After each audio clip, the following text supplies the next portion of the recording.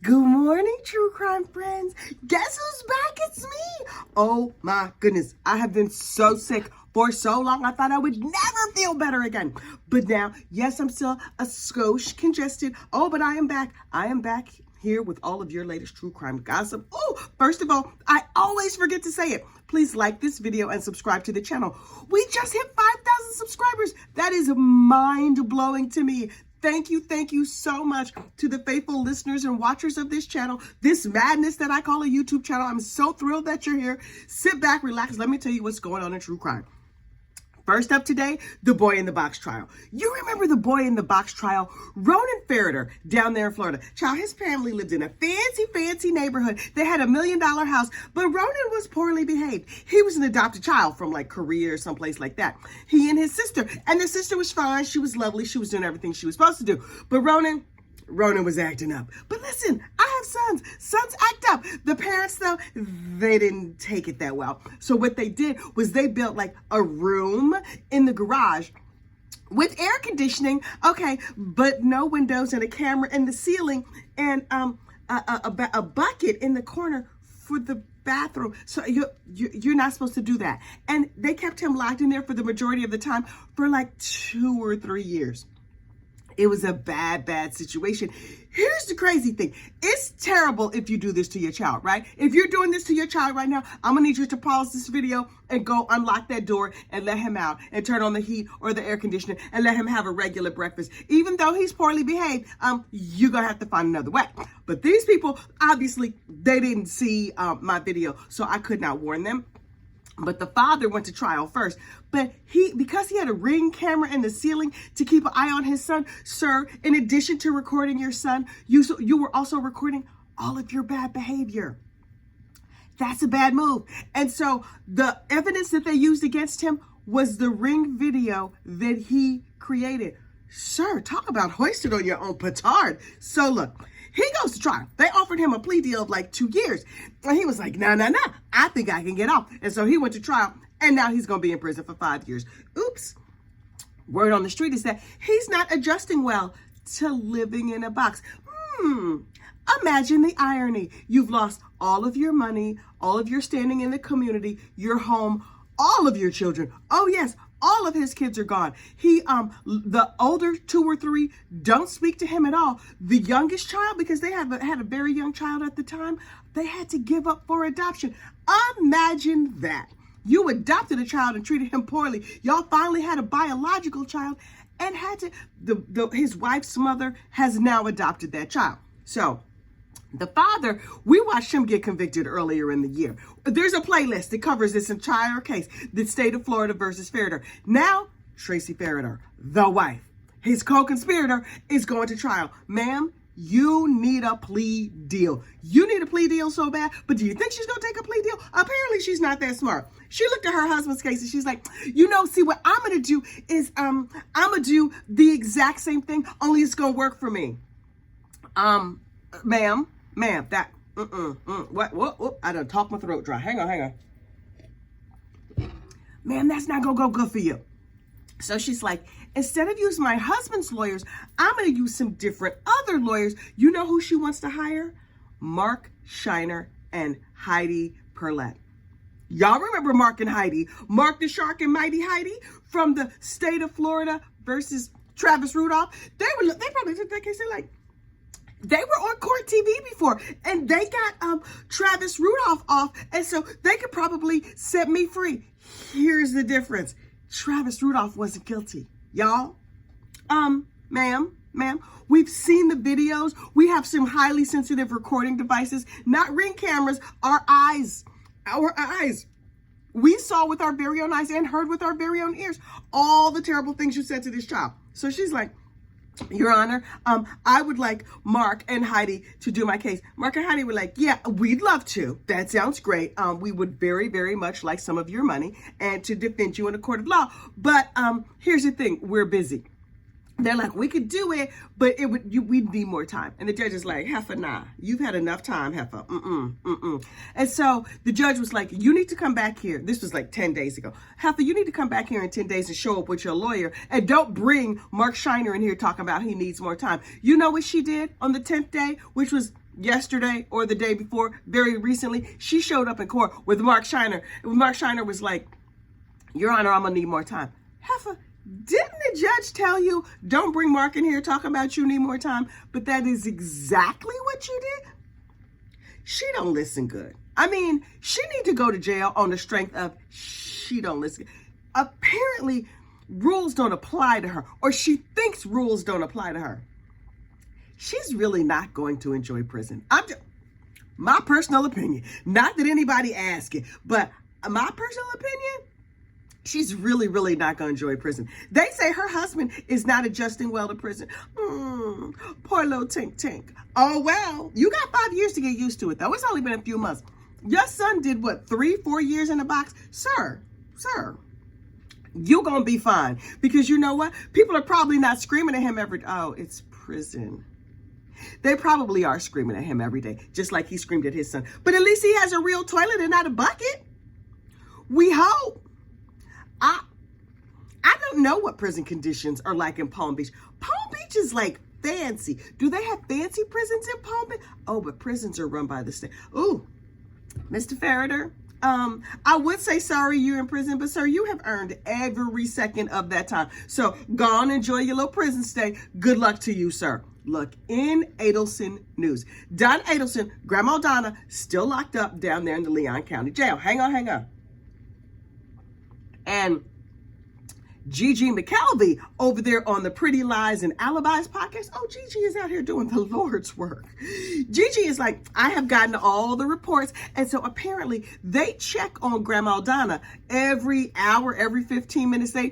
They check on her frequently. And every time they check on her, they need to make a note about what she's doing. And I was like, yes, Gigi girl, tell me everything. Not that I need to know, but I'm nosy. That's why I'm here, child. You nosy too. You know you are. So I want to hear every single thing. So apparently, Grandma Donna was very, very upset that she had not been given a spoon to have her breakfast. And she went to court and she was filing complaints because she wants a spoon. How come she can't have a spoon? Now, they took her out of close observation where she just was in there with the teenage mutant ninja turtle outfit on and no clothes. All them days with no panties. No bra would be fine with y'all. Let the girls swing. But no drawers? Okay, maybe that's just a me thing. Whatever. But anyway, so they put her on close observation, not direct observation. So she has a private room. Do they call it a room when you're in prison? Anyway, so she had a private room and she could use her little iPad as much as she wanted. Okay, good for her. She made a whole bunch of phone calls. Not that many to her husband, though. Oh, he's busy. He's like, this little side chick, Charlie, I guess a side hen. This little side hen that I've been talking to, I was having to sneak and talk to when you was here. But now that you're not here, I can just talk to my side hen as much as I want to. In my mind, her husband, Harvey, has a little side. Yes, he's 80. 80-year-olds can have side hens. So in my mind, Harvey is free to just talk to his side hen as much as he wants. Oh, they sit back, they cluck together, they have themselves some shrimp because you know they don't keep kosher. They are having a lovely, lovely, delightful time. So he's spending all his time at his side hen. He's like, oh, she called. Okay, because listen, just because they've been married for 50 years, that don't mean he still like her. That don't mean he likes her at all. Mere speculation. I have made that part up. Let the record reflect. But in my mind, that's how it goes. He's off here with his little side piece. He's not worried about her. That's why he's not taking most of her phone calls. Was he at the bar mitzvah the other day? Y'all saw Wendy's dress for the bar mitzvah. Oh, it was cut down to that. All her goodness and mercy was out there over at the synagogue. She was dressed like a trollop at her son's bar mitzvah. How you got the girls all the way out? All the way out? Was you trying to breastfeed a nation? Like, this is where he used to, here's the kosher buffet? What is happening? Okay, I guess a trollop is gonna trollop. So that trollop was over there trolloping at her son's bar mitzvah. This is what I need to know. The guest list. I need to know. We know Charlie was not there because he's doing life in prison. We know your raggedy ass mama was not there because she's locked up in the Leon County Jail. Was your father there? I imagine he was. Was his side chick there? We need to know. Was the side hand over clucking in the corner, scratching and pecking? I'm just curious. Were the Markel grandparents, were they there? Did they attend on Zoom? I'm asking for myself, not because I need to know, just because I'm nosy. I know that recently you visited with them, or they visited with the kids or whatever, because you're trying to get your PR game together. But were they there with all your titties out and everything? That was not kosher. That was not. I guess her breasts are kosher style. Okay, whatever, girl, whatever. Does she believe in hell? Because I feel like, wait, who was it?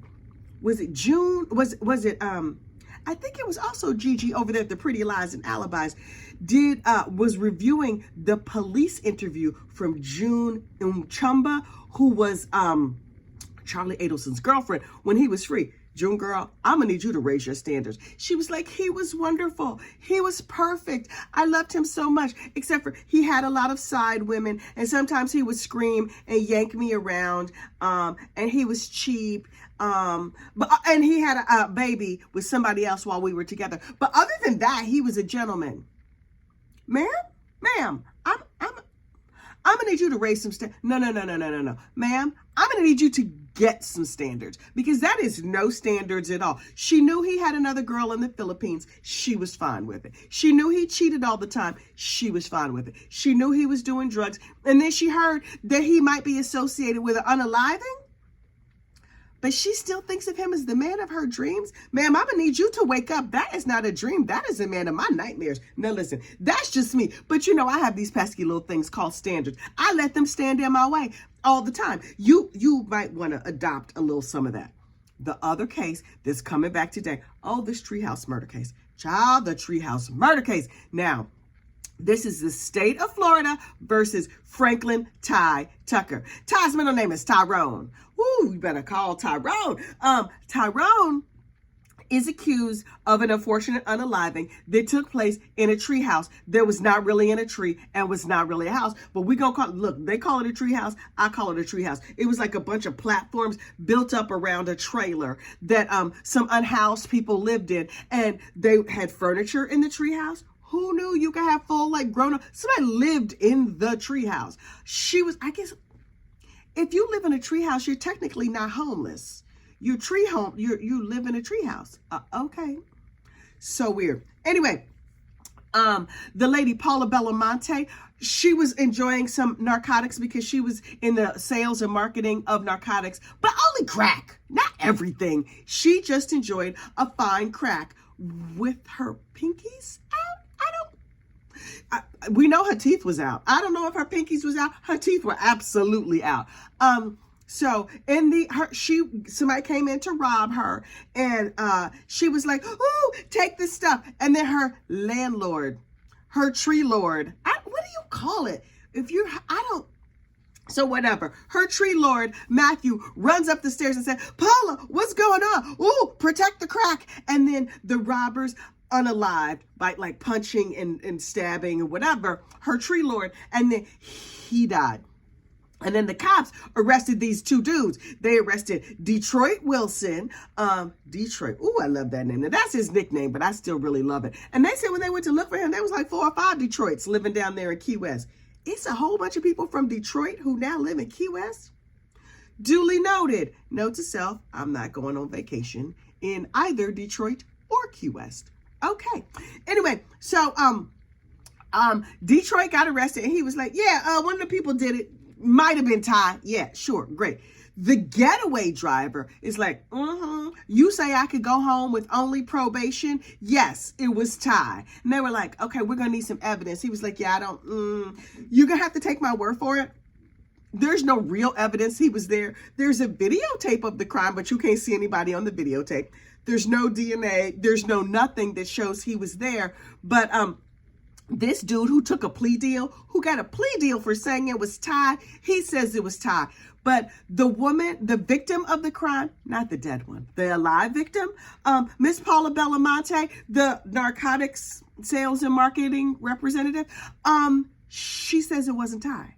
So wait, the lady who was sitting there, yes, she was high, but I get a feeling everybody in this story was high at the time of the crime.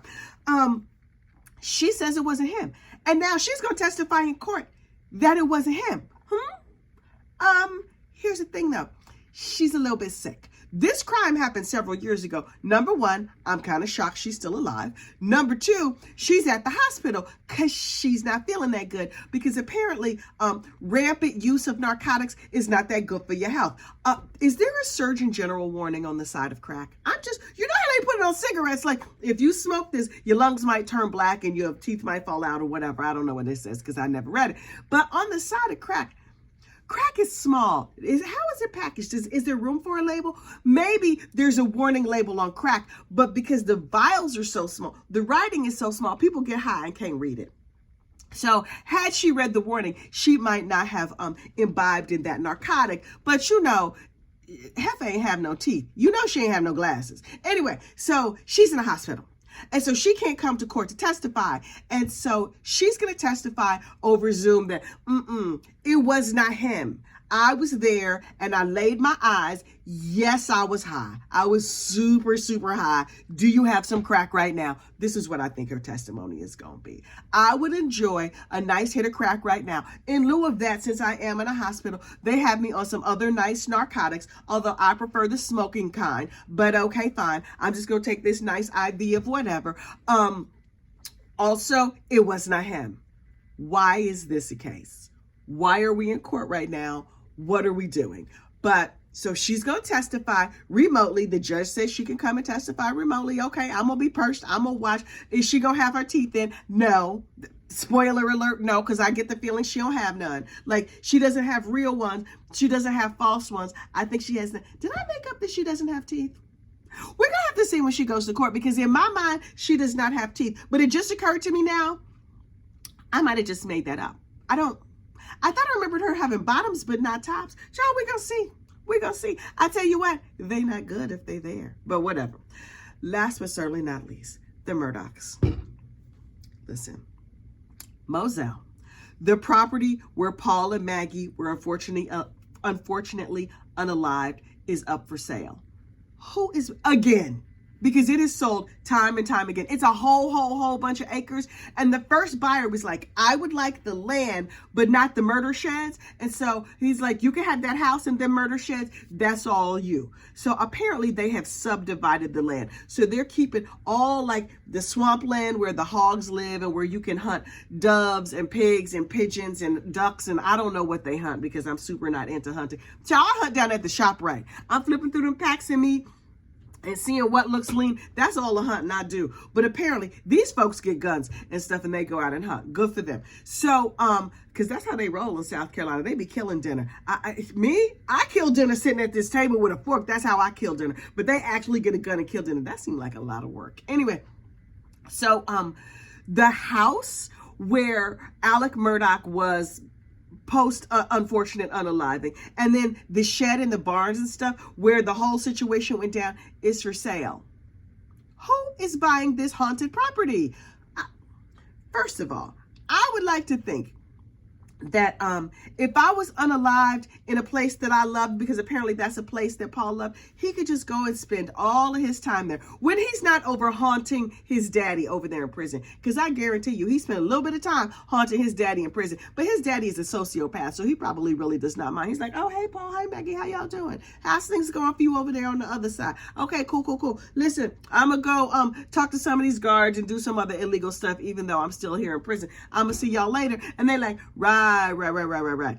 So we just gonna go back out to the land we love. Maggie is out at the beach because that's where she loved, and Paul is out haunting that property. I don't even want to drive by. Somebody's trying to buy it? Well, we'll see if somebody buys it.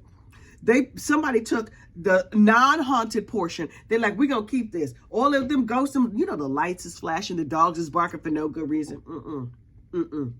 So we're gonna see what happens with the haunted mansion. It's up for sale now. If you would like to buy a very beautiful haunted hunting property down there in Beaufort, wherever, South Carolina, out there right on Moselle Road, it's famous. People might show up on your property and take pictures. Not me though. So if you'd like a haunted hunting cabin, please get immediately over to the Murdaugh auction. Good luck. Look, I need to get on with the rest of my day. Excuse me. Look, I have not coughed that much this whole video. I'm healing. I'm so excited. Oh, people are asking me about this mug. This mug is available in my merchandise store. Yes, child, it's the Gossip Rumor and Innuendo mug, and it has the little QR code right on the back. So when your friends say, child, why are you talking about Gossip Rumor and Innuendo? You're like, child, scan my mug with your phone, and then you could go and you could be a gossip friend too. So look, the link to the merch store is down in the comment section, not the comment section. When you click more, it opens up and it'll tell you how to join and become one of our true crime friends. There's a merchandise link if you want to mail me. People mail me beautiful things all the time. And thank you, friends. I really enjoy it. Anytime I go to my post office box, a little something in there, if it's a card, if it's a letter, if it's a gift or whatever, just enough to say, hey, girl, hey. I love that so much. Oh, wait.